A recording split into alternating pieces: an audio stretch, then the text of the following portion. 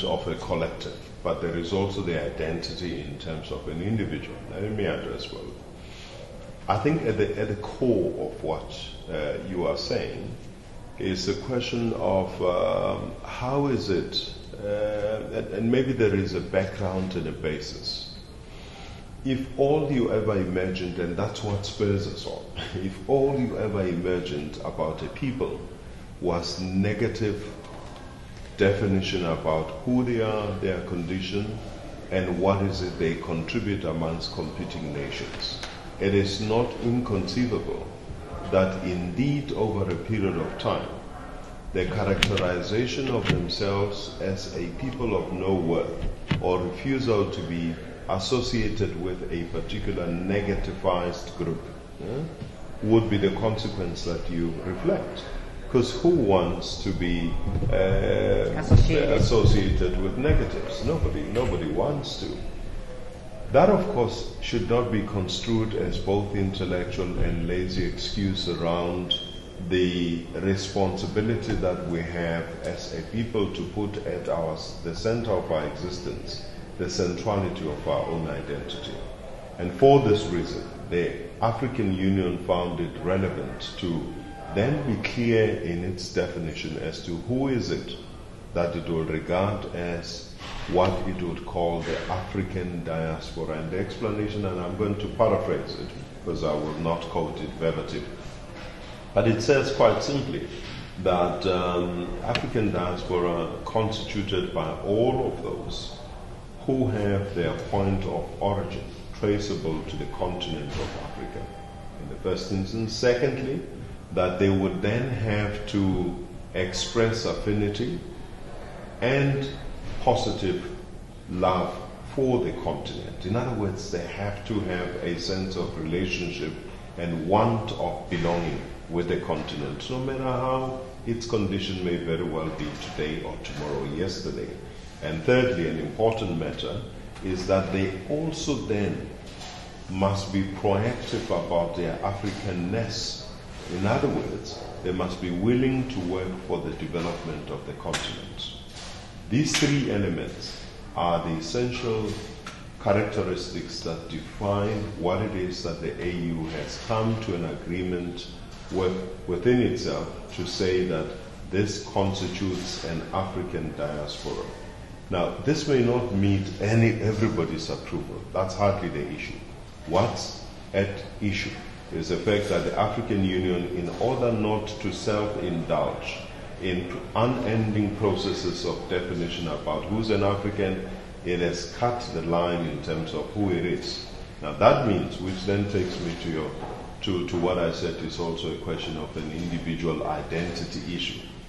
If when people understand who the African diaspora is, if when we tell them what are the noble intentions of us being able to come together and do things for ourselves, if when as a collective they are being drawn to understanding how is it that we find the condition that collectively describes us in a negative as at the moment, and they continue to self-negate and do not want to be regarded as Africans, indeed they would have excluded themselves. Now there's a limit, and I want to use this analogy.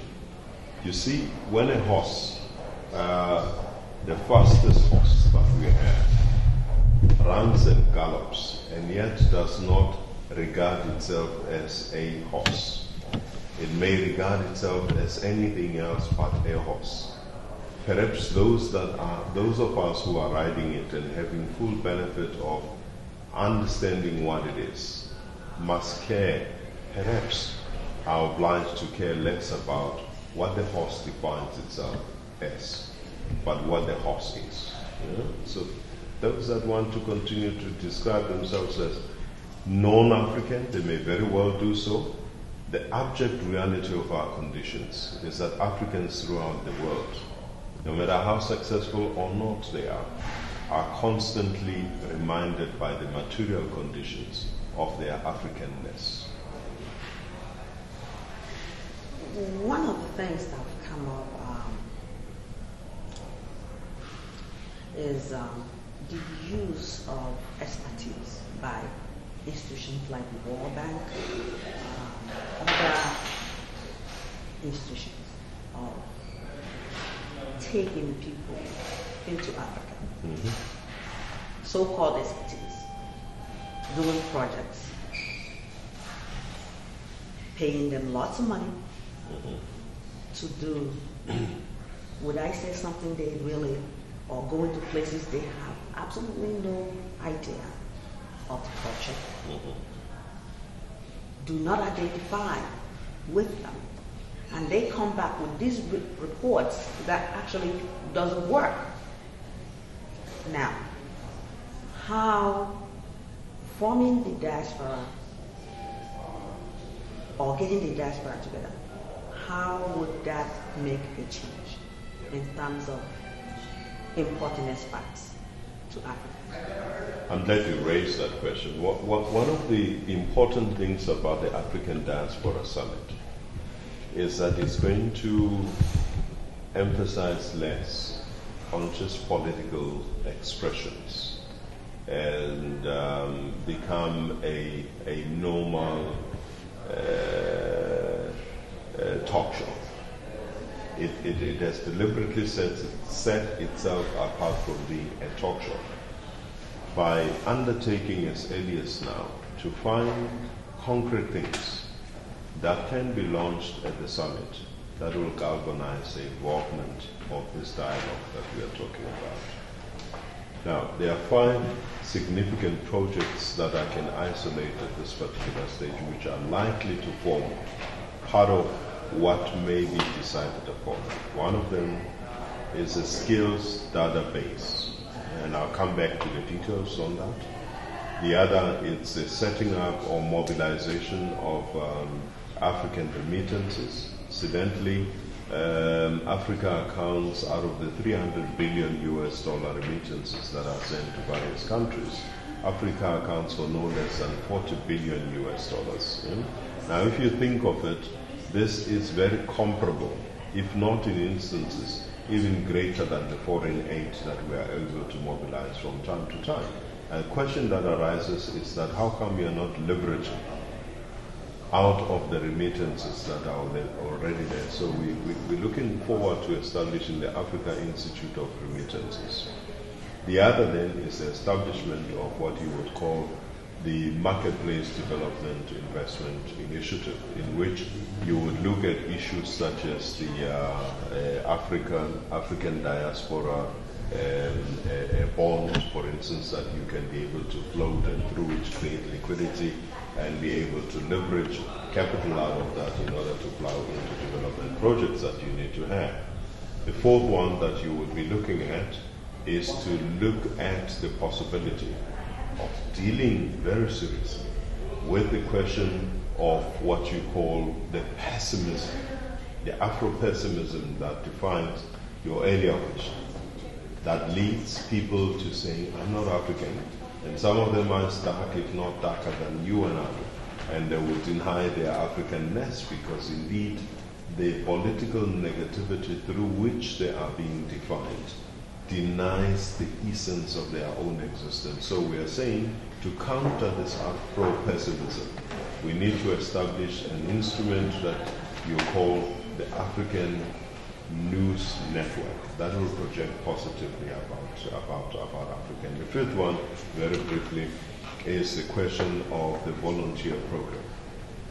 The volunteer program makes an assumption that there's a lot of professionals scattered throughout the world, which is true, of African origin. Yes. Professionals who can help us as engineers to build bridges, who can help us to be able as doctors to investigate the type of disease profiles that we have, scientists who could collectively come together and be able to look at the challenges such as HIV, AIDS, waterborne diseases that we have, and so forth, malaria and so forth, that are still challenges, to seriously have a purposeful impact and direct funding to making sure that the ails and ailments that continue to afflict Africa at the moment are dealt with a lot more, not so much from a profit point of view, but to ensure that people of the continent are able to have a quality of life so that they too can participate and live as free people. Now let me combine the volunteer program as well as the skills database together to answer finally your question. These two particular projects, the one, the skills database, is based on the assumption, like I said, that we've got all of these professionals thrown all over the place. But what has not happened is that we have not coordinated these body of professionals into a portal, if you like, an access point that through a click of a button, we could then be able to know that Blessing Rogers is this and the other, and she is sitting out in New York or wherever, and we could be able to access it. It sounds like you as the coordinator and the rest of the head of states that this is a good move. However, talking to some of the diasporas, one of the questions a lot I hear over and over is, okay, how can we start investing or going back to a place, a continent where most of the time there is instability? The necessary, would I say, amenities that they used to be living in Western countries where they are very much comfortable. And now they are being asked to go back to a place where no lights, poor water, wars. Have the head of states thought about how they can make it easier for the diasporans who would want to come back? Have they thought about how to make it easier for them? Yeah, I think it's a question that defines whether we could find the sense of unity. Inherent in what you are asking is whether or not Africans in the diaspora, when they express their willingness to come back home, will they be received? Will they be welcomed? Will they be facing certain challenges? Will they be seen as competing for resources, meager and scarce as they might very well be, as well as challenging the institutions of power as they exist, politically and otherwise? Around all of these questions, there will be tensions. There's always been tensions. It would not be the first time that this happens. It has happened with other diasporans that I have referred to earlier on. The same questions continued to arise as and when this question obtained. What is at issue, though, is that these challenges must not deny us the commitment to want to find in what way we can create a mutually beneficial relationship between the people in the continent as well as Africans in the diaspora. I have no doubt in my mind that most of the people who are in the foreign lands, in estual lands, would wish to go back and contribute. I have no doubt either that those that are at home also realize the relevance of those that are outside. Otherwise, the remittances would not have been what I said they are earlier on. Otherwise, the relevance of the positive impact of those remittances would not have been creating a quality of life that we are seeing. But this does not take away the fact that the tensions will continue to exist. For us as the African Union, we are not naive to think that this is going to be a smooth sailing process. We are going to have to fold our sleeves, find a collective way in which we say, these are the challenges that we are facing. How do we smooth them out? How do we copy, for example, a model such as the Indian model, where the Indians particularly gave preferences on entry back into India by the Indians that were living abroad? We might have to do that. There is already a talk about a special recognition of duality of holdership of what we call citizenship, so that you could enjoy the citizenship where you are, because also remember, as well as back in the continent where you come from. Now, and I was going to say, remember that the insistence is not for people to physically pack their bags and go back, but it is how do we make sure that we are mutually reinforcing each other.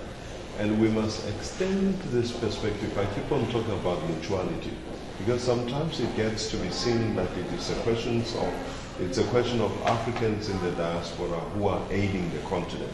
But it is actually also the continent aiding the condition of the Africans in the diaspora. Let me refer you to two projects that I spoke about. One of them, the Development and Investment Fund that we need to look at, or the Entrepreneur Program that we need to look at. Already discussion is taking place that your procurement measures, governments must be encouraged to develop policy positions that will create preferential treatment for Africans of entrepreneurship, so that when they want to invest, when they want to get involved in the continent, theirs must be looked at differently from everybody else. Creating those special conditions, therefore, will favor what? Africans in the diaspora, so that it then can aid the establishment of their own businesses and be able to grow them in that regard. But of course, that's not going to happen today. It's a process that we will have to look at. I spoke to you earlier about the skills database. What does that mean? That means that we then must be able to say to the World Bank or any other institution that is financing part of our infrastructure development programs, to say, no longer should it happen that you must keep a blind eye to the fact that we do have the concrete skills around which your finance program is coming down. We are going to give you X number of expertise or experts that you need to conduct these particular projects that you want to do. Where does the benefit accrue to? It will accrue to us as Africans in the diaspora, because we will have the wherewithal to be able to deal with those particular things. So it's a mutually reinforcing situation. Does that get rid of the tensions over time? I think it will. Is there going to be competition? Of course there will be competition. There is a different mindset from time to time as a result of where you came from or where you lived over a period of time, in terms of how is it that you focus and regard certain things. And just lastly, and this I need to say before I shut up, because it is important, to the degree that we must also be able to emphasize that Africa is apace in terms of trying to change itself.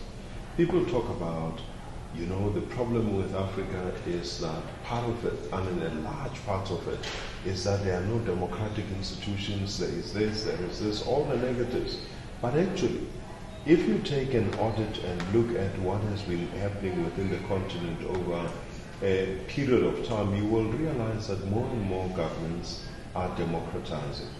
More and more of the institutions are becoming interested in making sure that the quality of democracy delivers to the benefit of the citizen. Let me give you an example. There is the unparalleled African review, peer review mechanism. Nowhere in the world do you have, even in institutions such as the EU, do you have the mechanism such as that. Which means that Africans are now willing to subject themselves to being peer reviewed by other countries, so that those countries can then be able to say, no, you have too much corruption in South Africa. Your acquisition program of the arms was pregnant with a lot of corruption, and that, as a consequence, means that you then disadvantage the ordinary people who if corruption was not there, they would have otherwise participated in normal economic growth and so forth. Now, I'm not saying I'm passing judgment on this, they could say that, and South Africa will then have to respond and say, we will have to make sure that in our acquisition program, we get rid of that negative which has been identified. They would have to go to Nigeria and say that Nigeria, you are a very successful, potentially successful economy, whereupon you have the oil boom that's been taking place over a period of time. When we audit, how does that account for having improved the quality of lives of Nigerian people? Because that's a resource of Nigerians. We must be able to look up to that.